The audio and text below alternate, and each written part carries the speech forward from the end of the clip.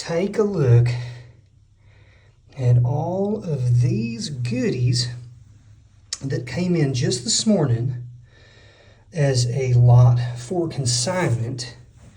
And I've not gone through any of it yet. I just brought it up here onto the table in the warehouse, and we're going to go through this together. It might take a little while, but we're going to go through it. I'm going to show you how I sort it. I'm going to tell you what how I think I would go about selling it, if it tends to be something that goes quickly or slowly, and any other information that just comes to my head, cousins. So let's just jump into this, shall we? Well, hey, cousins. Man, has it not been a while? I've been over here just doing all kinds of things, and I've been missing my family interactions, my cousins. Folks, we're okay over here. We're still in business. It's just been a crazy couple of months here. We had the hurricane, we had family stuff, holidays and such, a couple of trips. Then it was like 2 or 3 sicknesses back to back. And we're still recovering, folks. But listen, we're not gone. We're still buying and selling, trying to make a buck or two, learn a few things along the way, pay some bills. But, folks, we have some really cool things that have just come in. This is a part of the consignment portion of our business, and I want to take you through a lot of stuff. What do we have in this video, folks? Well, my goodness, we've got jewelry, costume jewelry, fine jewelry, silver, gold. We're going to talk about pocket watches, paper ephemera, photographs, postcards, coins, paper currency, and so much more. Folks, join us on this. It's going to be fun, mainly because I've not gone through any of this already. It's going to be done specifically for this video along with you. So we're going to get to discover this together. Help me out learning about this stuff and what what I need to do about going about selling it. I'm going to give you my thoughts. Please leave comments if you have any. But let's just try to jump right in.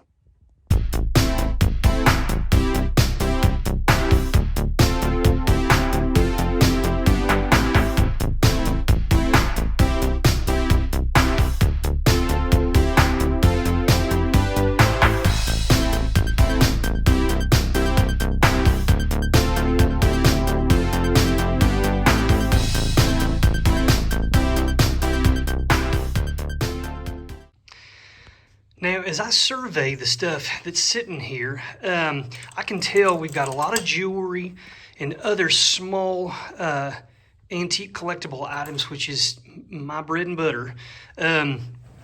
We've got some, looks like some minerals or gemstones, some paper money, coins, tokens, stuff like that. This little binder's full of some stuff too. But I'm going to start, so in the order of operations here, we're going to go through some paper ephemera. We're going to move this way, get into, we'll probably do the minerals next because there aren't too many of them. Then we can get into some of this maybe money stuff, and then we'll dive into the jewelry and the other stuff there. So what do we have here? Let's we'll go through this. Now, this is interesting. Never seen one of these. This is some sort of like a plaque, kind of, but it's set up. So this is a very interesting look at the way that the back of this is composed. Beveled edge here, not beveled edge there. Beveled edge here, not beveled there. Never seen that before. Usually it's one or the other. And you've got 3 flathead screws, which indicates, age, also the wood color, and you have a stamp of some kind on the back here, which has all but kind of deteriorated. It's some sort of a black thing, and it is inlaid, as you can see, with it's a scene of coral is what it is. It's a scene of coral under the ocean, and what appear to be like bubbles. But see, these bubbles are, this is all flat, by the way. These are mother of pearl inlaid. This red portion, I believe, is probably actual coral. Now, the only thing that I don't know what it is this black stuff. So I'm going to have to do some research. It's a really cool old piece, and it's already set up to hang on the wall. So I'm hoping that'll be a good little sale right there. Here we have, it says 1958. This is the annual yearbook, Dick Clark. And inside, you see we got all kinds of photographs, 1958, I think it says. And so this is probably all kinds of stuff that was going on in pop culture back at that time. So that'll be neat to kind of go through. I'd have to do some research to see what we'd be looking at as far as price. And then this is a biography, I guess, biograph of Bob Dylan. And so, yeah, look at this. It's like just a, it's just a little print booklet here. Oh, and it also has, look at this, a full spread, color, and lyrics to songs and stuff. I don't know if this would have come in a vinyl record, like along with it, or if this was a separate item. So, here he is. Some cool photos. That's neat. Someone, popular, obviously very popular, very well-known musical artist, and so there's definitely a collector group for that. So I'm going to set this here. Now let's start going through some of these. Let me get myself in position and start going through some of this stuff right here. Now this is going to need to be put in a heavy book and flattened out, but it's curling on me. Black and white photograph. Okay, so it's a man holding a big trophy. It looks like he's a racer, and I don't know for sure, but it's possible that is Mr. Dale Earnhardt. If it's not him, it's someone, it's someone from the past who was a racer, and he won some sort of trophy for his racing. If it is a racer that is well known or collected, which someone like Dale Earnhardt would be, that could bring a nice little price, because this is a real photograph there. All right, in no particular order here. Here is what appears to be like a daguerreotype or a tintype here. I'm not sure which. I'm trying to get the glare off of it, but it's two young girls. We're talking maybe 8, 9, 10-year-old girls holding two little babies as well, right outside of some sort of a vehicle. A little jalopy there. That's cool. Next up, we've got a really cool real photo postcard of some sort of parade. And you've got people dressed up all along the sides, quite packed. And it says Kirksey and Company, favorite something, stove maybe? But it says welcome. Have to do a little research, see maybe where that came from. Webb's Kodak Studio in Morganton, North Carolina. Well, that's near where I live, so I'm gonna have to look this up and see where Webb's Kodak gallery was at. That might help me identify the age of it. Here we've got a large photograph mounted of what looks to be men and women at work here at old desks. It looks like different drawers. This could be like a courthouse, possibly a room in a library, or some sort of, we'll see what it says. Office of Credit Bureau, Mr. Fred Eshelman at High Point, North Carolina, where I went to work on March 1st, 1913. Whew, that's old.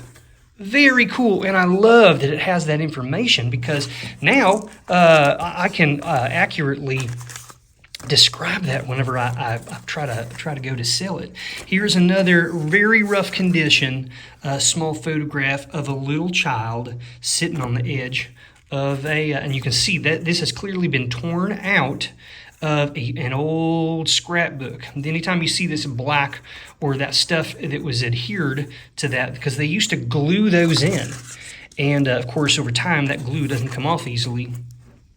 Here is another, it's smaller than a postcard, so it is just a photograph, but it's mounted on kind of like thicker paper. You've got just a family here posing outside of their house, but the young man in the back center appears to have some sort of a military uniform on. So that's an older one, some sort of family. Maybe they were seeing him off. He was about to head out. Here we have a couple of women, Aunt Liz Willis and Aunt Lucy Willis. A couple of photos there of these ladies. and some more information that was just for them to know who the family members were. This right here is what says bird's eye view of Coburn, Virginia, looking north. Folks, old photographs, especially real photo, my first work away from home. That's sweet. These old ones here that have bird's eye view of old towns that don't look anything like that anymore can sell quite well. August 15th, 1909. All right, some old color ones that have, we could look at those messages later, but these are a dime a dozen. Those are things that go in like 25-cent boxes at antique stores and stuff. Here's a girl pushing some sort of cart. That's a cool little photo.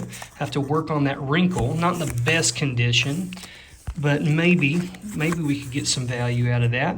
Again, we got photos of like little kids on the car, proud of it. That's exciting.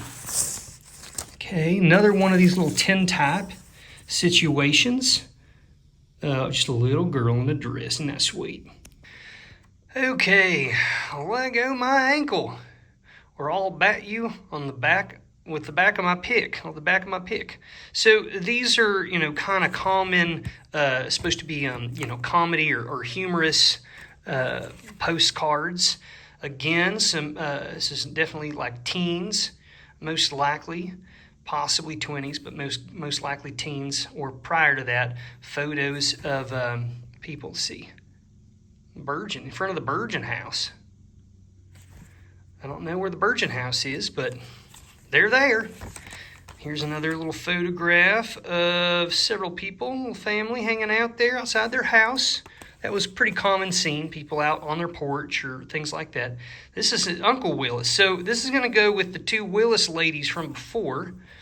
And he's the brother. He went to Arkansas. Well, that's nice. That's an impressive beard, sir. Long and straight.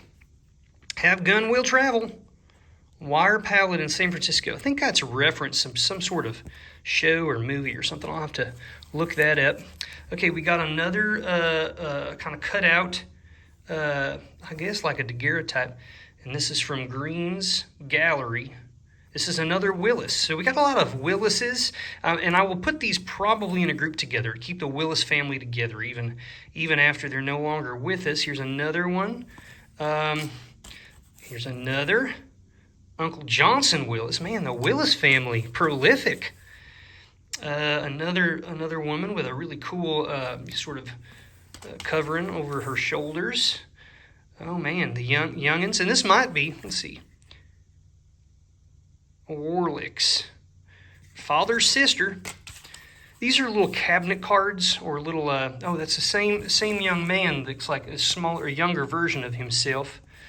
Barba. That's an interesting name. Another man here, Pomona, California. It looks like we're dipping back into some old postcards again. What do we got here? I hope to win. The score is now at a tie. Again, it's supposed to be, this is sort of like romance, but comedy at the same time, the comedy of romance. I'd like to be your girlie. Oh my goodness, Oklahoma, September of 1911. So we got some old stuff in here. Another man here in front of a vehicle. Old vehicles, certain types people will collect sometimes. Oh, it looks like we got a little note, a couple of notes or letters. We'll look at those in a moment. And they'll collect things. Here's another, almost like a bird's eye view. Oh my goodness. Now this is important, folks. For those of you who are not aware or haven't been on a channel in a while, or maybe you're new, we had September 27th of last year, we had a devastating hurricane, Hurricane Helene, that came through and destroyed a lot of things. But what you're looking at, folks, right now is an October 24th, 1954 photograph of a little town called Chimney Rock, which is southeast rather, of Asheville, North Carolina. It's even closer to where I live because I live east. In this town, everything that you're looking at here right now is gone. All of these buildings, this road, everything is gone. It completely destroyed and washed away that entire town. And so what you're seeing here is something that no longer exists, I'm sad to say. They're in the process of rebuilding. But that is an important piece of history right there. Really glad to see that. Glad that that exists and is still out here. Here's a lovely lady with an interest in fur, probably a mink, and you can see the mink head, or whatever this little varmint is here, reaching around, dead of course. What do we got here? A little information. It's made by Burnett in 1925. This is Mrs. Pauline Frederick, in case you were wondering. Just hanging out there. And then, oh, cool. Here's a probably, who knows, 70s, 1980s photo of, looks like some sort of a team, a sport, Blazers, maybe basketball. That's cool, a little sport team. And we've got some more people hanging out. Don't know what they're doing or why. Okay, so I was told by the individual that gave me these photos that this photo right here, which looks to be a man holding a rifle, another man with a pistol behind his back, and some sort of club in his hand, another man with a pistol outside of someone's house. We've got them carting a man away from this house. And then here is another one. This is where they're going in. Police are going in. I'm told that this was taken, and that this person, or the reason that this home was being, that they were there, was that this was someone. It had to do with alcohol. It had to do with bootlegging alcohol. I don't know if it was a distillate or if it was beer or what, but apparently they got caught doing something they weren't supposed to do or didn't have the legal right to do, and they were that was photographing the event that they're picking this person up, which is bizarre. All right, so I opened up these little, this less paper stuff, and from what I can gather here, we're looking at 1944. So, of course, this is like towards the end of World War II, and this is, military documents. This one right here says the 306th Bombardment Group, and this is for someone who was in Hickory, North Carolina. Some sort of notation here, gunnery, something I don't know. And then, we've got like this is for someone in Marion, and it's the Chase Turbine Manufacturing Company that has this little thing here on the envelope. And then the rest of this documentation is the same. This is 384th Bombardment Group. Provisions of the Army, September 1943, is amended. Citation for meritorious achievement while serving as a pilot of a fighter airplane in sustained combat operations over enemy territory. The courage, coolness, and skill displayed by the officer among these occasions reflect great credit upon himself and the Armed Forces of the United States. So this is documentation saying that this person was given an award for their work and their efforts and their bravery in World War II. It's a very cool piece of history. Hopefully there's a collector out here who's going to want this. Now that we're done with the paper ephemera, I'm just going to go through a couple of these other things real quick. This is sort of like an anomaly piece. There's nothing else like this in here, but this is just you could put it on a stand like a tripod, but it is a, it's like binoculars, but it's a monocular. There's only one, but you can hold it and you can look through. So that's cool. It looks like it's in good shape. I'll definitely test it, make sure it's okay. It comes with its own case. I don't expect to get a lot for that, but somebody will want that. Bird watchers, people like that, might want something and get it at a decent price, which could be good for them.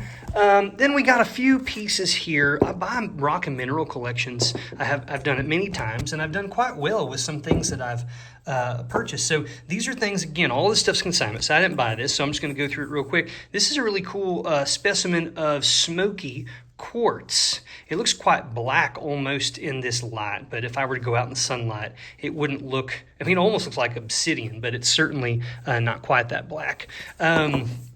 And then this, probably quite obvious, is a decent-sized specimen of amethyst. You can see where it was broken off, detached, and you can see the kind of like the clear where it grew at one time and then up here. And this is the kind of thing people put on bookshelves, or they might put it on an end table or something. You never know. And then I've only pulled one of these out. This is one of 4. Now, the other 3 are uncut. But you can see this is sitting quite flat. It's very heavy. This is probably weighs 5 or 6 pounds. It just looks like a lump of rock. But ha ha ha, when I turn it over, folks, look at how beautiful that is.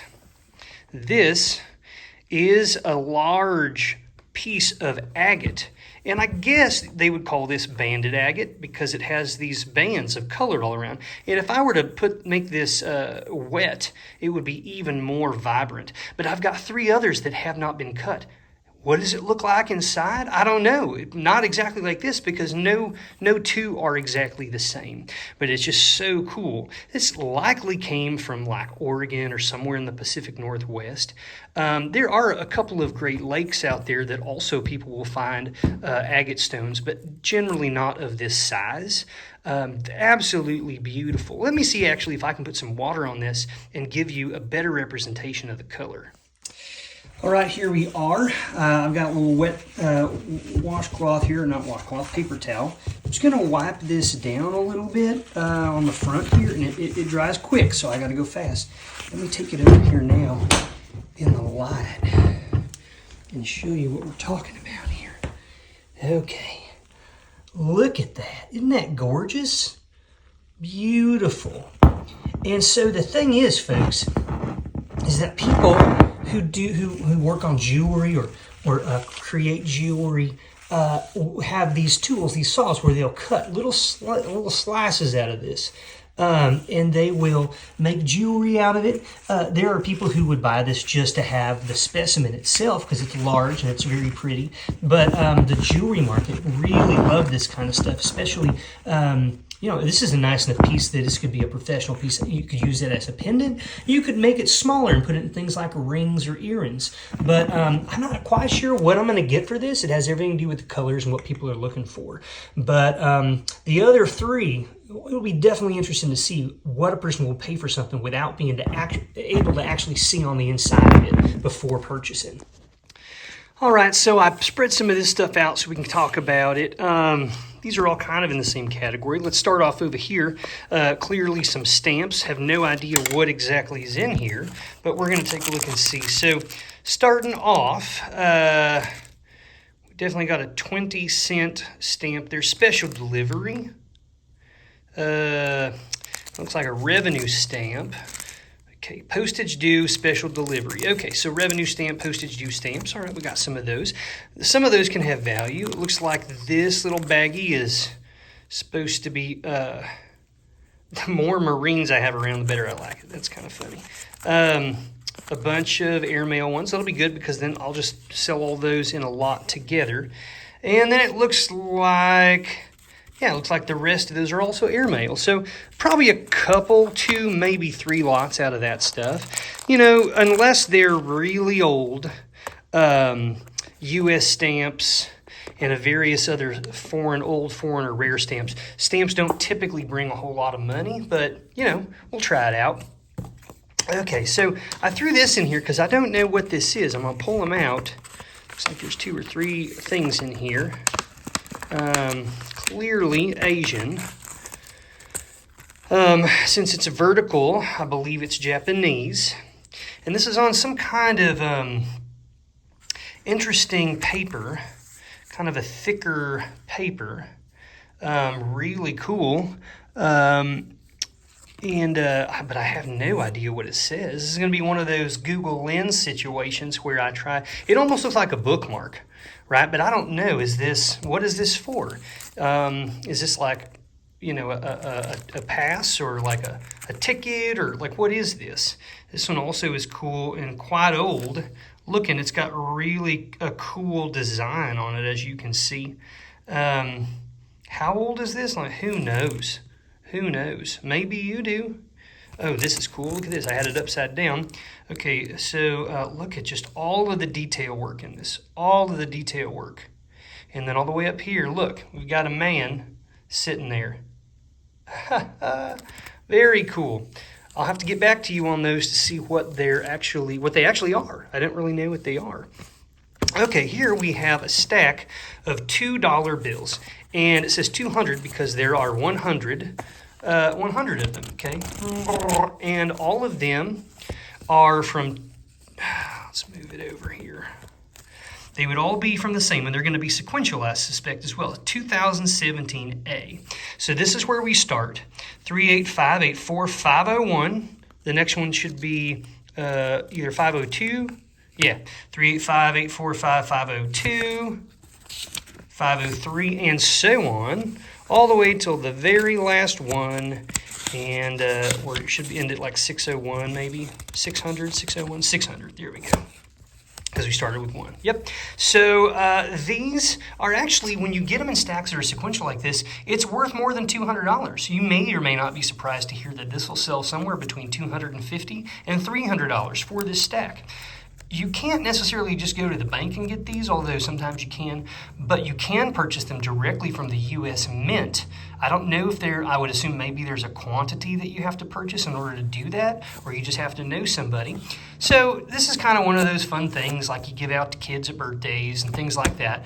But this just came from this person, so I'm gonna try to sell them. If it seems like there are any numbers that we have the same number that would go 3, 4, or 5 times in a row, like 55555 or something like that, those things can sell for more. It doesn't look like we're going to have that, but the fact that these are sequential it means that there are collectors out there who will want them. Okay, we've also got something here. Okay, it looks like there is more than one. Let's see if I can do this with one hand, Rusty.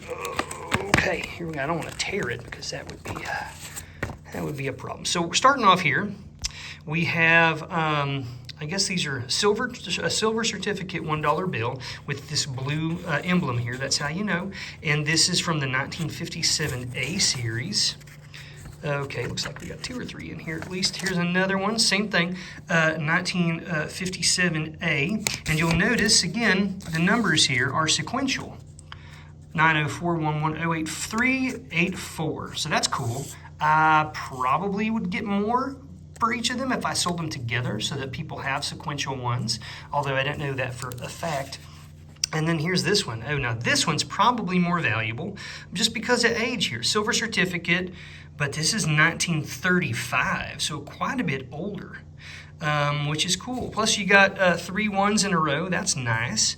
Neat. So we'll have to do some research on these. I don't exactly know yet what these bring because there are so many different types. I'm telling you, paper, currency, and coins, like a rabbit hole, folks. There are so many things that could, make it either very valuable or not. Condition, of course, the minting, how many of them were made. But then there are error coins, and so on. So I guess we should now, since I'm talking about it, move over here to what we're looking at now. Okay, here we go. A bunch of coins. So I'm just going to dump this stuff out and see what treasures lie in this pile. Let's start with this. Okay, Desert Storm Liberty 1991. It's in this kind of thing. I don't know what this is. The Hutt River Province, New Queensland Mint, $5. So that's interesting. I guess it's silver. I'll have to look it up. I don't know. That's cool.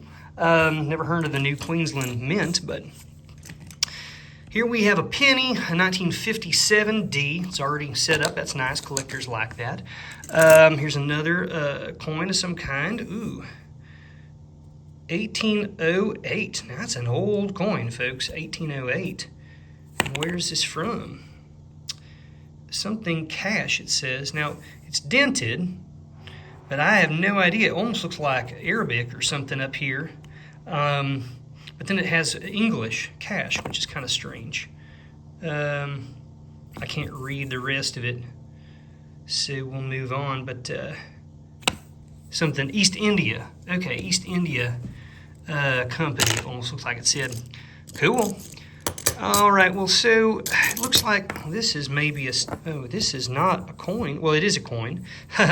It's a coin that has been converted. It's an 1853, looks like a seated Liberty something, although it has been completely, kind of sanded down, and it has someone's name, Mira. So it's been turned into, this coin has been turned into an old antique brooch.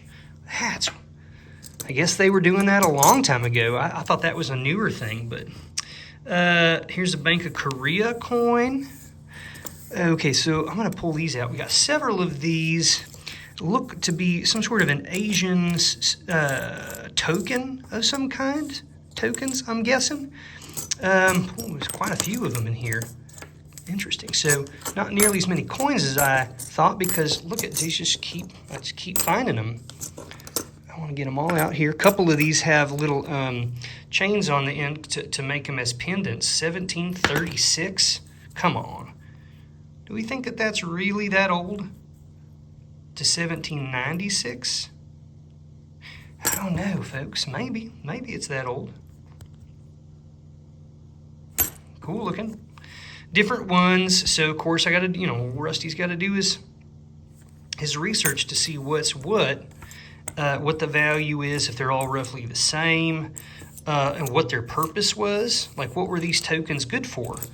Was it entry to something? Did it kind of almost operate as currency within a particular area? Who knows? But that's a cool little group. It's possible they'll all sell it as a lot, but also I can see that there are several different ones that we might group in smaller little groups.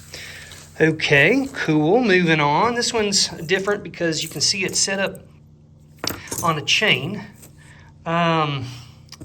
You always want to look at the clasp to see if there's some kind of indication that it could be made out of a precious metal, silver or gold. I'm not seeing that, so we'll have to there's a little corrosion there, so my guess is it's not. Probably made to look like gold or gold filled. And what we have is a 1971 Liberty, Betsy, looks like Betsy Ross. It's $1. It's a $1 coin, a U.S. coin, and it's in this bezel so you can wear it as a pendant. So I don't know if it would make more sense to take it out and sell it as a coin. It looks like it's in good shape, or if it would be better to sell it as is. Not really sure. Again, research, after a little bit of time and research, it will determine what we do with it. So some big ones there. Looks like we got some other things that might be tokens. $200 Presidents, Leaders, WCS Clubs. 20 a day. This is 1357. And it is some sort of token or commemorative thing. I don't know what that is. Never seen it before.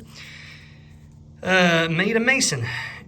So this is a lodge, a Mason's lodge. This is a Mason's token. Oh yeah, it's very obvious on the front here. You got the all-seeing eye at the top, and the different Masonic tools and stuff, the compass and the ruler and all that.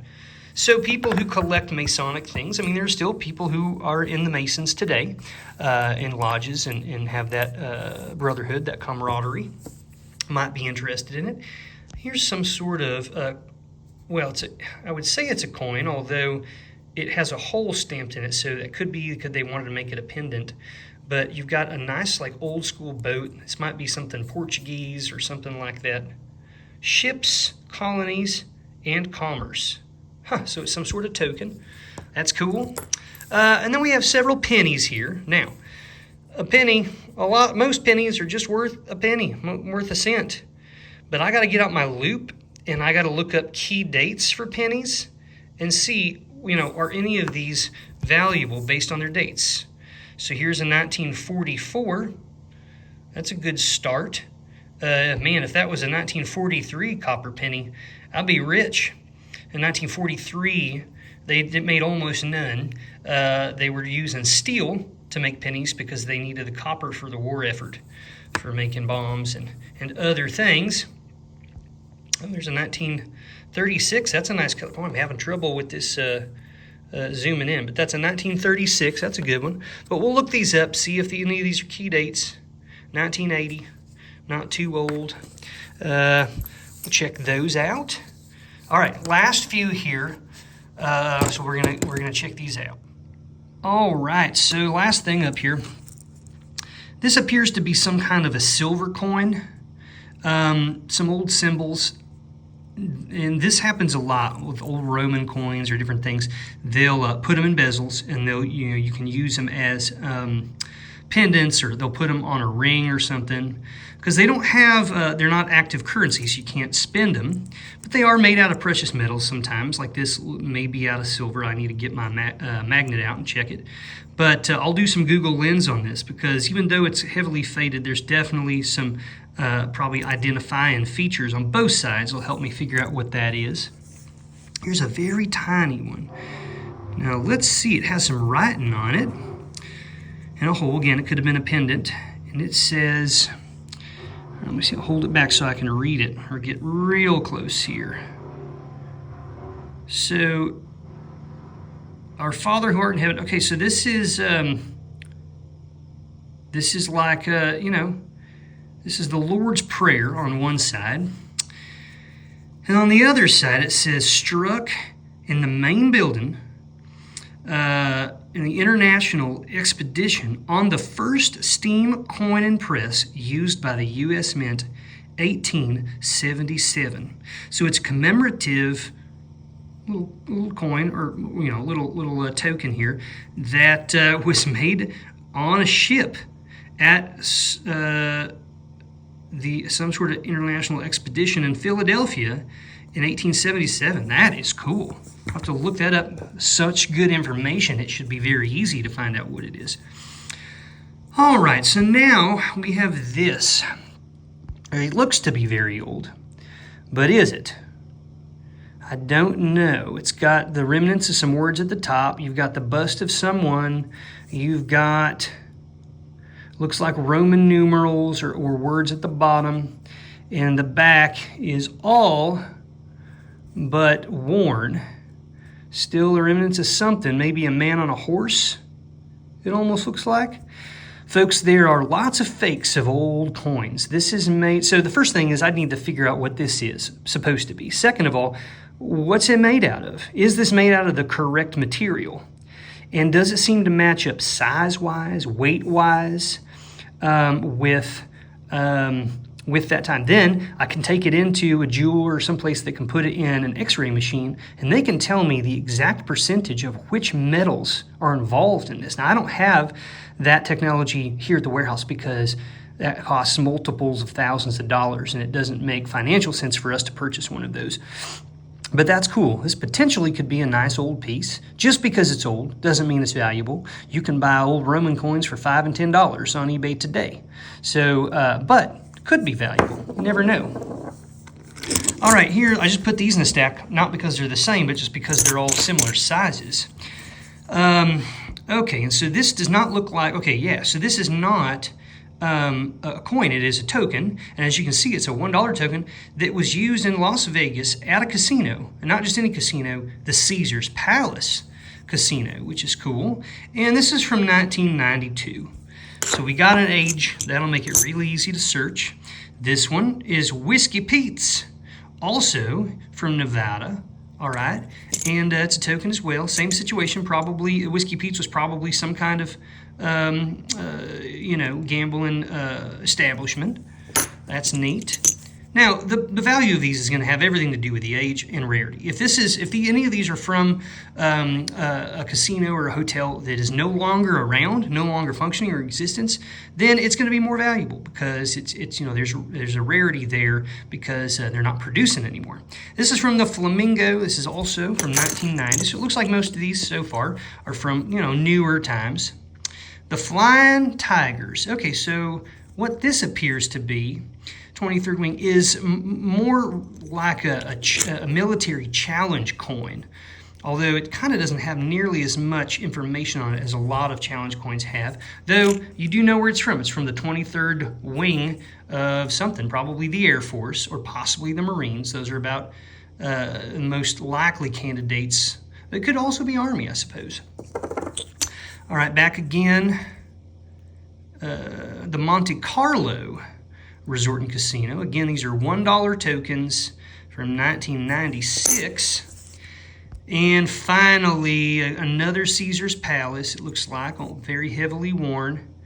And I didn't see a date. Yep, 1979. Okay, nice. Well, we're backing up here in time. So we have an interesting array of tokens, medallions, coins, ranging from potentially hundreds of years old to the 1990s. Let's move over now to this. Now, real quick, that coin, that old one, I looked it up on Google Lens, and it is saying that it may be a bronze sestertius, which is a Roman coin, and it could date anywhere from 27 BC to 476 AD. Whew, that's old.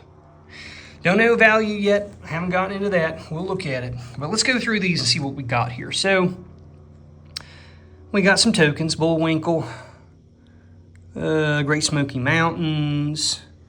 Got a penny with a cross cut out of it. Okay, so quite a bit of different things. A little miniature keychain type,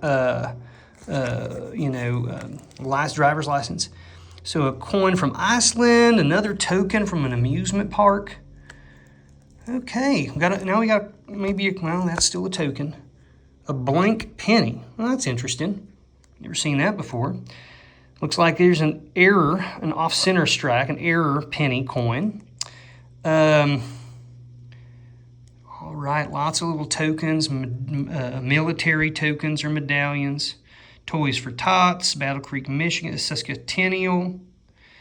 Here's another one of those. This is from the Mirage, another Las Vegas casino token. Here's some sort of club wooden token. All right. Rolling up again. Here we got old Baptist push pin. Boy, this is all over the map. Here's the Lord's Prayer on a penny in one of those machines. Jackson Hole, Wyoming. U.S. Mint tokens. Okay, metals. The Denver Mint, Philadelphia Mint, I'm assuming.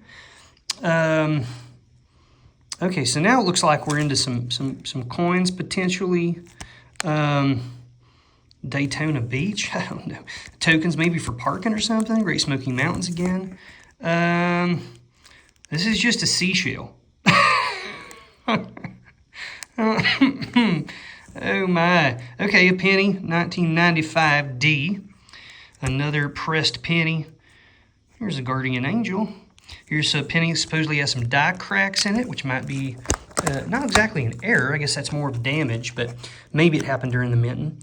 Space Patrol. Okay, so now we got some coins, maybe a 2-cent coin from 1864, a 2-cent from 1865, one from India, circa the 1500s. That's cool. Here's one of a ship from North Korea. Oh my, so North Korea 2002 currency. I've actually never held a North Korean piece of currency before. Okay, so we got some Buffalo Head nickels, 1930. Something from Turkey. Israel ruins. This is the Isle of Man penny. Huh, he calls that a hobo nickel. I don't know what that means. Here's an error nickel. It says something's going on with the rim of it. Okay, so this is missing the word of. Okay, now that could be a good one. 64, 76. Okay, so this has got the bell. You see that? A bell right here. Where's my thumb at? Right there. And then a little map says USA on it. Here's another one that has some interesting little stamps. Almost looks like he's smoking something. He's got, like, it's been printed 1991. I don't know. Surely the U.S. government didn't do that. And then a couple more stamped here, cut out. These would have been done in machines as well, probably. So, every single one of these folks can be sold individually. Talk about a good way of storing. Like, man, there's 50 or 60 things in here, and it just takes up a tiny little bit of space. I could take all of these out and put them in an even smaller space if I wanted to. Okay, folks, there's a lot here, and there's more over there. And I don't want to waste your time, so we'll go through it, but I'm not going to spend a lot of time because there's just so much to go through. The way I have it set up here is I'm looking at it. I've got a tub here, and I got a tub here. So I go through 2 or 3 different stages of sorting. First off, I'm going to put things that are of lesser value, costume jewelry, items that might need to be repaired or aren't going to be worth all that much in one container. In another container, I'm going to put jewelry or other items that are higher value. Silver jewelry, gold jewelry, antique jewelry, antique items. That's the first sorting. And then when I go through that, I got to figure out, well, are there things I got to test? How am I going to sell this stuff? Is it going to be individual or groups? And so all that to say, I don't need to bore you with going through everything, but I want to give you an idea of exactly how I go through this. So let's start off here. This right here, this little baggie, is holding some little, push through earrings. But and they're little, these look like little rocket ships, which is kind of cool. But it is costume jewelry nonetheless. They've clearly got non-gold posts. And so it's possible they could be sterling silver, but my guess is they aren't. So I'm going to put this in the "you're not that valuable" bucket. Okay. Speaking of which, there's some other things that are kind of obvious to me. Like this plug-in like nightlight. I'll need to test it, of course, but it's got a cool, it's resin and it has a flower in it. Still, this is not the same as like silver or gold jewelry, so it's going over here. We got a little copper bracelet. That's cool, but it's copper, so it's not going to be as valuable. Now, that's not always the case. You do see that there are some kind of Southwest themes, motifs on here. And so it's possible, like if it is signed on the inside or something by an artist, it could be worth more. But just as it is, my guess is not terribly valuable. And then we've got some other stuff in here. Let's see. I don't know what that is. This right here, I assume is Bakelite. And I'll test it a little bit later. But you can see it's got a little hole in the back here for making it as a pendant. Now, and Bakelite still brings some decent value. So I'm going to put that in there. Right here, we have it's not super old. It would be probably newer. I don't know. It's got some writing on the bottom of it, but this is a snuff bottle. This is an Asian snuff bottle. Unfortunately, it doesn't have the top. However, it might be down in here. It just has fallen off in the madness here. But you can see it's carved out. Really kind of cool. This is not actually, I doubt that this is actually carved. I think that this is a resin that's been poured into a mold, okay? Either way, though, this 20, 30 bucks, maybe a little bit more, especially if it has the top to it. So, so I'm going through, that's kind of what I do. Like, this is like a little, this probably came out of like a Cracker Jack box or like a tobacco thing or whatever. It says Fancy Boy. It's just a little metal, like a little pin or something that you could put on. And it's in here, so collectors of that kind of thing might want it. So it's interesting. It's an antique. Let's go in the, do further research. It's probably a decent item. This is considered more costume jewelry, although it's Millefiore glass beads. And, they're pretty, they're collectible. There's several of them on here. It's a complete necklace. And so that's not going to go in just like a basic gross, it says Venetian glass, right? So perhaps from Italy, or at least stylized that way. It's going in the bucket of nicer things with more research. Here is a single piece of what appears to be turquoise. Now, do I know for sure? No, I wouldn't know for sure unless I cut into it, but I think it is. Something was stuck on here. You can see this glue residue, so I'm going to have to do see if I can, I might be able to, if I can get that off, then I can sell this as just an individual piece that someone could use in jewelry. But there's just gobs and gobs, folks, in here of silver, sterling silver, bangle bracelets. Here's another one. If these are signed, it says sterling and there's some kind of mark. If it's signed by the artist, if it's an artist piece, those tend to go for more. And then we got other things here, like this is, here we go, rifle sharpshooter. And I don't know, I'll have to get out my loop and look, because sometimes these are made out of sterling silver. And I don't know about that one, but again, more research is required. I'm going through. So that's kind of how this works, folks. I mean, I've got, this is like a sterling silver bead necklace, definitely silver. So that's, or if I'll have to test it to make absolutely sure, of course. Sometimes these are made out of silver, sometimes they aren't, but it's going to require further testing. So that goes in this bucket. We've got another one here, and this has got, looks like dolphins on the end of it. All kinds of stuff. And then we also have, it looks like, several different pendants that have things like jasper or agate. That's a really pretty piece right there. But these are likely silver, sterling silver or silver plated bezels. But again, I'll have to see if there's a mark on it, or just do the eye test and or the magnet test to determine what type of metal it is. So you can see here, these are a bunch of old Victorian era hat pins. We're looking at black glass, white glass, even some old plastic, and that might not be Victorian era because they weren't making plastics like this, I don't think, back then. And then you've got this little, holder here that's a piece of porcelain with a hand-painted deal.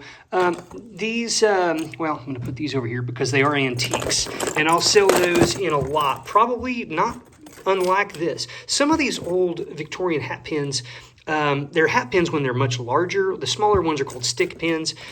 These can bring some good value. Certain kinds that have rhinestones in them, I see tend to sell decently. Sometimes the tops of them can be made out of silver or gold, so definitely want to test that if you're suspecting. Ones like this, though, are kind of a dime a dozen, the black and the white. So it's not going to bring a lot this time, but there are collectors.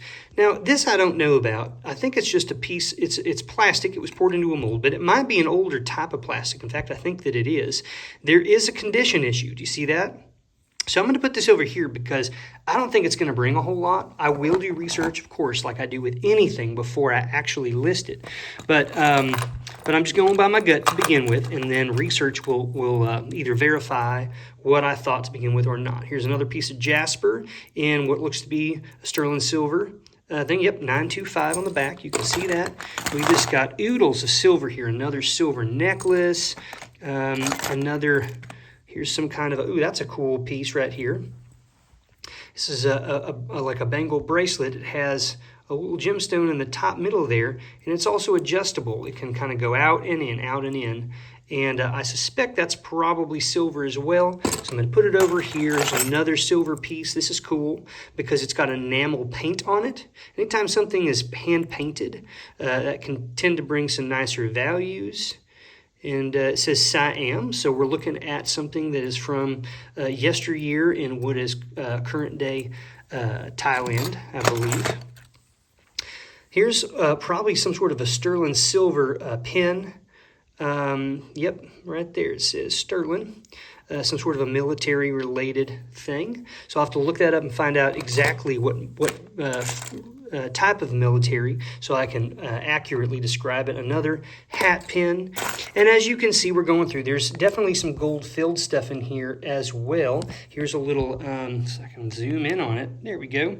A little locket with a monogram MR, and it's got a chain like a necklace, and it might even have some earrings in there as well. So maybe an entire set, which is pretty cool.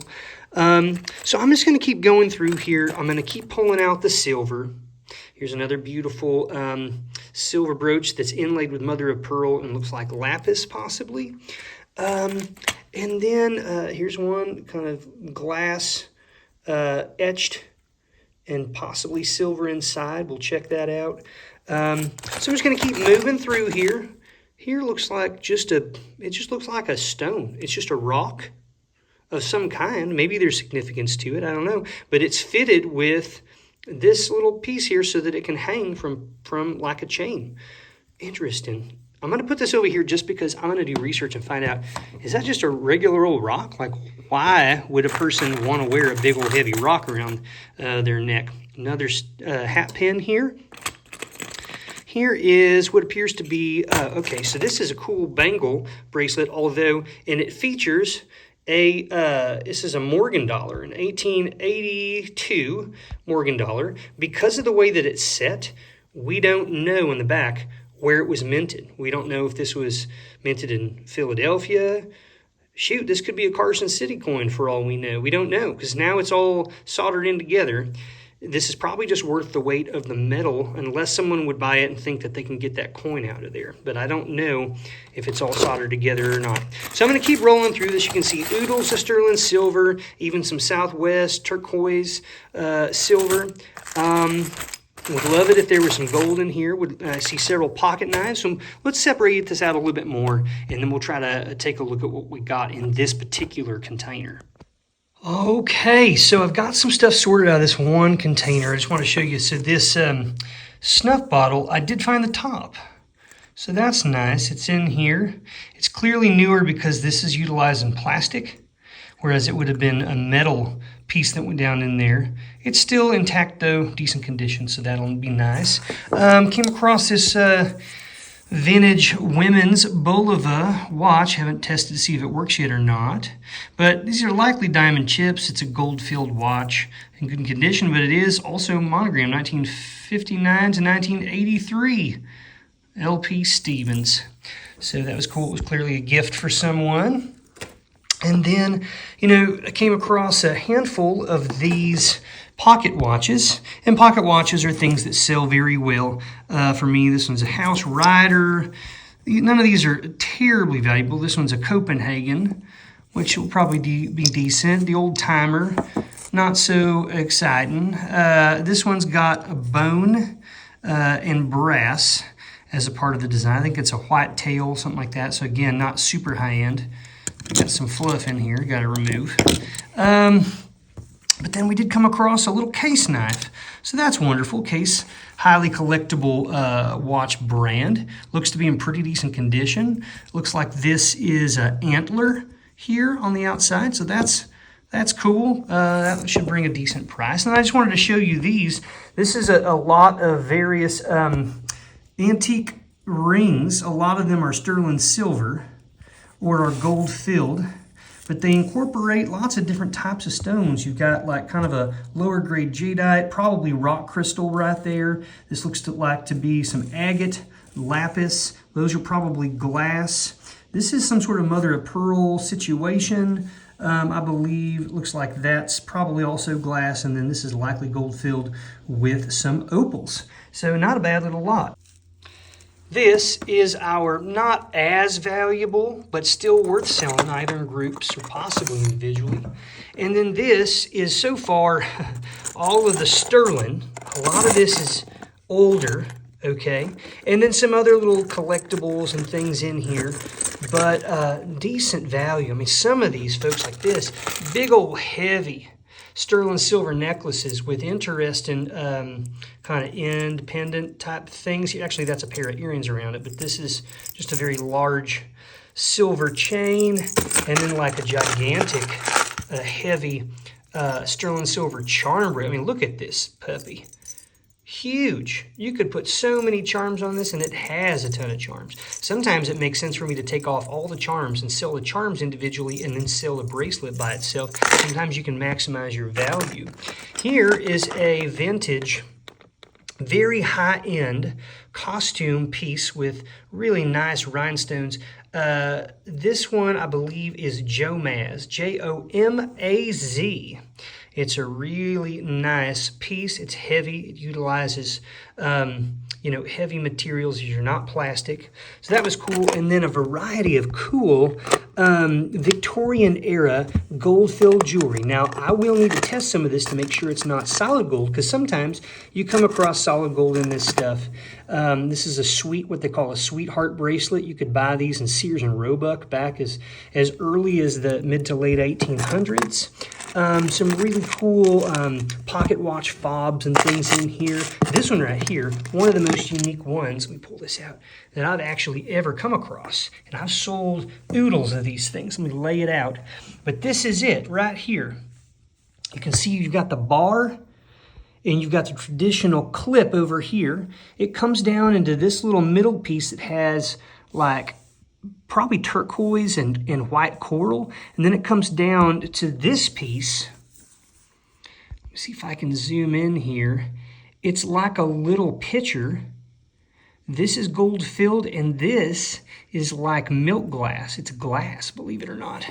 Very cool little fob. I'm assuming this is for like a female, although I don't know that for sure. And then we've got some various lockets in here. Lockets on chains, lockets, really some more pocket watch, chains and fobs, some more little bracelets. This one's made to look like a buckle, and it is a buckle, like it buckles, but you can adjust the size. Just some really cool things. A lot of these bar pins. Like here's a bar pin featuring bohemian garnets on the top of it, gold filled, most likely. Here's another really good pocket watch chain and fob. You got the bar here again, heavily faded on the chain, but these little pieces here are still bright with that gold filling. That'll be a nice sale. So I'm happy, and you know what? We still have this one to go through. All right, this is what we're looking at here. We got some almost like little paperweights, but they've got these actual scorpions inside of them. These are resin. Okay, it looks like we have yeah, at least one of those. That's cool. That'll definitely sell. Right here, we have a 1939 administration. The New York World's Fair administration building. This is like a souvenir plaque of some kind. It's out of Sirocco wood, so it's a wooden exposition souvenir. The fact that it still has the little paper label things on the back is super cool. Those old expedition things definitely have some value. This is an interesting looking thing. Leather. You put your fingers in there just to scratch something, or maybe it has to do with, I don't know. Let's see what the tag says. Oh, it's an oyster knife, an old school oyster knife. You got a long piece of steel here, and they put that on their hand, and that's how they'd open it up. Wow. I've actually never seen one that looks like that before. Here's the bottom of some kind of little container. Let's see if we can find the top. More sterling silver. Got some sort of a plaque or medallion. Makes it look like Dale Earnhardt, number 3, and it's like this is like a placard. Good Ranch Services sponsored it, and this is like a keepsake kind of thing. That's cool. Here is a little figurine. So an Asian figurine. It's made out of resin and then painted afterwards. That will sell. Here we have Walt Disney World. This is an older placard, a little souvenir thing from Disney World as well. It was made in Canada, though. That's funny. Outsourced that puppy. Here's an old Budweiser belt buckle. Unfortunately, we got some condition issues, so I don't know how well this will sell. No one would want to put that on like that. You can polish these things up, though, and it looks like it might have been purchased at the brewery at one point in time. I don't know. Still other little things. Oh, look at this. Looks like, I don't know, is that Betty Boop? Something like that, but she's dressed up like a nurse from World War II era. This is kind of an enamel paint on, feels like aluminum, but that'll sell. Man, we just keep going. Another belt buckle of some kind. We got a horse and a horseshoe. Horseshoes are known as good luck, and this is definitely newer. This is 1993, but the Victorian era, there was a lot of jewelry and things that incorporated horseshoes also. I'm not going to go through all of this, but what do we got here? Oh, Harvard. Providence, Rhode Island. Wow.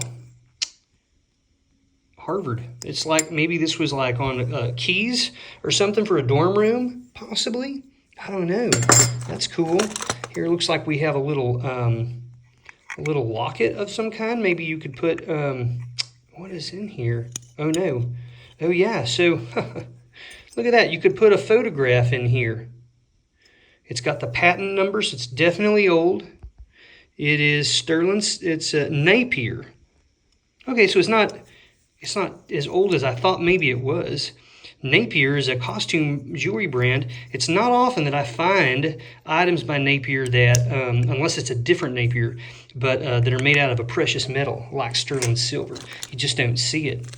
Here's a tiny little, looks like a stiletto shape miniature knife, and it is a knife. It just doesn't look like it is actually meant to fold in, but it's got a cool little leather case. That's interesting. And we'll keep going. I mean, there's all kinds of stuff in here. I got to do the same thing. Oh, look at this. Okay, there it is. Here's the second one with another scorpion, a couple of scorpion paperweights. And there's just still jewelry, a lot of silver and stuff in here too. So I got to do my due diligence, do the pre-sorting, see what all is in here. What do we got here? It looks like a gold-filled necklace. Cameos. My goodness. Here's the back of a wristwatch, sterling silver, so they kept it for the silver content. All kinds of stuff, sterling silver watches and stuff. We got more lockets. I've sold one like this that was solid gold before, so I'm going to have to test that. And things like this too, like you got to be careful. Like this is Victorian, it's old, you can tell. It's damaged in the back, but if this is solid gold, even if it's not, if it's gold filled, it'll still sell for the weight of the gold. All right, this is our has value, but not as valuable pile. We got some interesting things in here. Here's a letter opener that the handle is completely made out of some kind of a resin plastic, and it's got all of these components for you know, a watch moving in there. That's cool. A little horse, cast metal horse figurine. There's various neat things in here. But then this is what we're looking at here with the good stuff. Pretty much most of this here is sterling silver. We got a couple of other little things in here. This is an antique lighter if you unscrew it. We got a couple more pocket knives, an old clay marble, and some more gold-filled things here and there. We got a couple of nice, you know, there's that little stiletto. Here's a nice pocket knife with genuine, it looks like, it's either turquoise or maybe this. There's a couple other substances that are white that have kind of the same matrix, dark matrix that run through it, and they will dye it blue and try to pass it off as turquoise. So I don't know. I'm gonna have to look up the brand. You can see there's like a little arrowhead there. Two blades that come out with two different push buttons, which I found interesting. Here's kind of a gold looking ring, low quality jade here, maybe a diamond chip, maybe just glass. It looks to me like, especially because look, there's some pitting here where there was air in there, so the mold, they didn't do a very good job of getting the air to escape when that was being cast. We got this cool little, it's like a miniature, it says Toledo, it was probably made in Spain, but you've got a little handle here, and this is real metal, like it's not exactly sharp, but it is pointy. So maybe I'll eat some hors d'oeuvres with that later. Here is Marvin the Martian, and he's a little bobblehead guy. You could put him in your car if you wanted to. I don't know how old it is. He's fun. Got an old Elgin pocket watch here. It says Silver Road, which basically means it's not made out of silver. It's nickel, zinc, maybe some other alloys in there. Probably a little silver for color, but not really a precious metal. This serial number here, you can look up pocketwatchdatabase.com. You would just plug in Elgin and that number, and it will tell you everything you need to know. It'll say what grade it is, what model it is, roughly what year it was produced, the total number produced, the number of jewels, everything. And so I'm going to wind this up here and see if we can't get it moving. So what you do is you wind it up, and then you just sort of shake it like that to get this wheel a turning. And if you look over here on the bottom, you can see the second hand moving. So this puppy does work. Now, how accurate is the time? No idea. No idea. And it doesn't say on here how many jewels. It says it's a double roller. My guess is this is probably, you know, a 7 jewel. It might be as high as a 17. You just can't see the jewels because of the way, the type of movement. But that's nice. It's a screw back. I don't love the screw back backs, but whatever. That's where we're at. Good news is it works. So we can sell that in functioning condition. There's a little stone that was in the bottom here. It looks black, but it's not. It's clear. My first guess is it's glass. Second guess would be that it is cubic zirconia. And then there's a tiny, tiny, almost infinitesimal chance that it's a genuine gemstone. But we'll do the test anyways. And then finally, a lot of times these tiny tin types aren't worth a ton. There's a lot of them out there. But this one is particularly interesting because look. This young man is holding a really nice Colt pistol. I'm assuming it's a Colt, but it's one with the spinning barrel there, holding it in front of himself. Man, who is this? Is this Billy the Kid? I don't know, but it's cool. Very cool photo. He's holding his pistol. He wants you to know that he means business, this guy. Means some business. This is the type of tin type that is interesting enough. It's not just a person sitting there. He's got a pistol. So this thing's going to sell decently. I'm excited to throw it up and see what it goes for. Well, folks, that's everything in here. The second thing I have to do now is go ahead and find out, okay, what in here is worth selling individually, what in small groups, and what is broken or damaged or so tarnished or so common that no one's going to care to buy mine over someone else's. That's going to be the stuff that I put in scrap silver lots and sell by the weight. Same thing with the gold filled jewelry. If I come across any solid gold, yippee, that of course goes individually. But then a lot of the gold filled things, you can make small lots of Victorian era authentic jewelry. And people buy that. Also, same thing applies. If it's broken, damaged, like this has got a really nasty kind of tarnish there. I don't even think that this is gold filled. I think it's probably plated. So this might just go in a bulk jewelry lot. But some of these other ones are definitely the real deal. They're old. They're from the late 1800s into the very early 1900s. Some might be possibly solid gold. We'll see. But I got to further sort this. And this is stuff that will probably go in little groups because it's not super valuable by itself, but people might buy it if they see several things that they're interested in. I'm excited about the coins, the currency. Got to do some more research, folks, but I'll let you know what I find. And if you haven't done it, folks, check out our podcast, the What Sold podcast, and also our YouTube channel, the What Sold YouTube channel, where I will actually talk through and show you at times things that I actually sold, tell you the price, and give you some info. Folks, thank you so much for sticking around for this long video today. I wanted to really kind of blow it out of the water since it has been a while. Please remember to check out the What Sold podcast and What Sold YouTube channel because there's even more stuff about buying and selling on there. We talk through it a little bit more at length. My brother's a part of those, and so, you're going to get representation from the warehouse either way. But good luck to you this week if you're going out sourcing or if you're just trying to do things within your store to try to sell stuff. More power to you. Make sure to treat people kindly. Make sure you're trying to develop those relationships rather than just get a fast deal. This isn't about getting rich. It's about developing relationships in your community and finding ways that you can have win-win relationships within your business and people around you. All right, folks, take care. We'll see you real soon. Beep, boop, boop. Let's go make some money. Rusty, Rusty, Rusty.